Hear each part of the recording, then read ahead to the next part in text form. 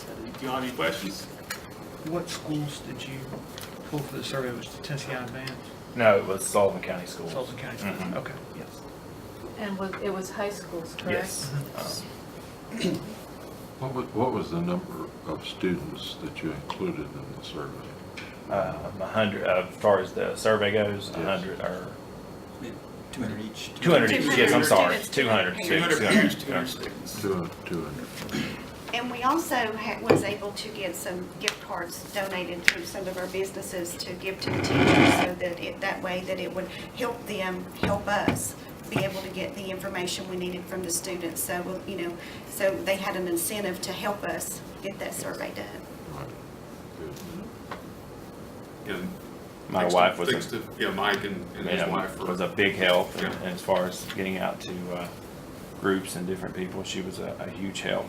Yeah, getting the approval to actually get in, and sometimes this can be a little touchy subject when you get in the schools, and Mike's wife and Mike were very instrumental in helping to make that happen in a fairly timely manner also. Absolutely. How did you all feel personally about this project? And if we were going to take the work that you all have done and go back to another community service team, what do you think the next frontier is? I can answer that. Do. Go ahead. Well, I think what we found was the most surprising were our survey results, that they kept saying there was problems with peer pressure, and the parents recognized that, but yet they didn't speak to their children. And why is it okay to drink in the house? And I understand there's that idea that, well, if you're gonna drink in my house. But they don't understand that there's a punishment for that. You literally can't do that. But we did talk to Charlie Thomas, and he's the police captain in Bristol, Tennessee. He told us, really, there's no punishment. When they get caught with the parents, there's no punishment. And he said that they go to jail, but nothing ever happens, and that's why that happens so much. And he sees it all the time. They just basically say, well, don't do it again, and that's it. So even though they say there's all these punishments, that's not what happens when they get in the courtroom.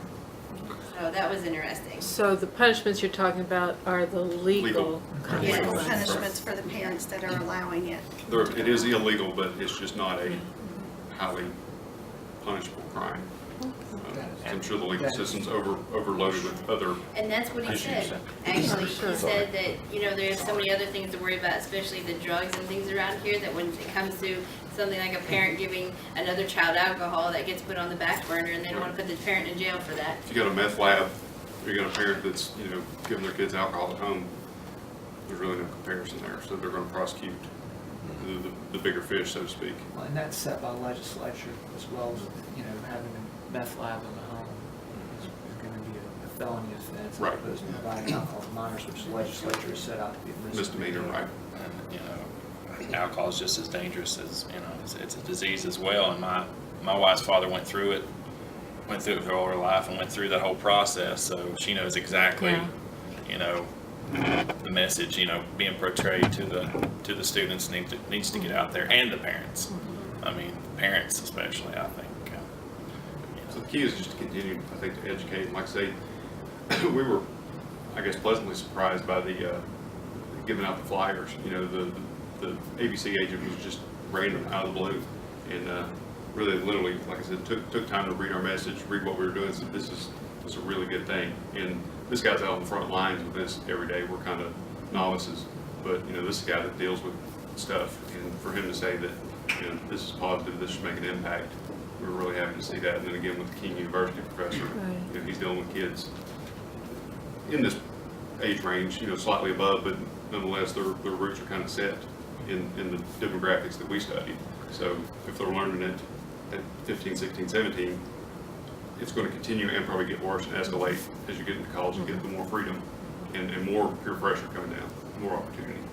Well, I heard several things in your presentation that were information-wise helpful for the next one, but several of the things that you tried and the success that you reported out will be helpful for us, not only for future projects, but for things that the coalition itself can do. So we will show this to the coalition to show the results.